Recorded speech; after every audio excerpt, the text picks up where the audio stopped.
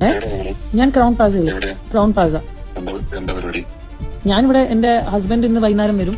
പിഷാരടി സംസാരിച്ചത് ഒരു ശത്രുവിനോടല്ല, വർഷങ്ങളായി അറിയുന്ന അടുപ്പമുള്ള ഒരാളോടാണ്. സാഹചര്യത്തിനനുസരിച്ച് തമാശ പറഞ്ഞതോ കാര്യങ്ങൾ ലളിതമായി അവതരിപ്പിക്കാൻ ശ്രമിച്ചതോ ആയിരിക്കാം. അതിനെ വലിയൊരു കുറ്റമായി ചിത്രീകരിക്കുന്നതിനു മുൻപ് ആ സംഭാഷണത്തിന്റെ കോണ്ടെക്സ്റ്റ് എന്തായിരുന്നു എന്നുകൂടി നമ്മൾ ചിന്തിക്കണം.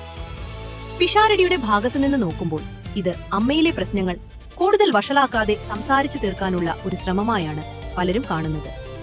ഒരു സംഘടനയിലെ പ്രതിസന്ധി വരുമ്പോൾ പരിചയമുള്ളവർ തമ്മിൽ സംസാരിക്കും, അഭിപ്രായ വ്യത്യാസങ്ങൾ ഉണ്ടാകും, ചിലപ്പോഴൊക്കെ തമാശയും വരും. അതൊക്കെ സാധാരണ മനുഷ്യബന്ധങ്ങളുടെ ഭാഗമാണ്.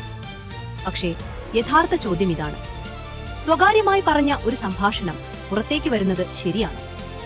വിശ്വാസത്തോടെ സംസാരിച്ച കാര്യങ്ങൾ നാളെ മാധ്യമങ്ങളിലും സോഷ്യൽ മീഡിയയിലും എത്തുമെങ്കിൽ പിന്നെ ആരാണ് ആരോട് തുറന്ന് സംസാരിക്കുക? ഇന്ന് പിഷാരടിയാണ്, നാളെ അത് നമ്മളിൽ ആരെങ്കിലും ആയേക്കാം.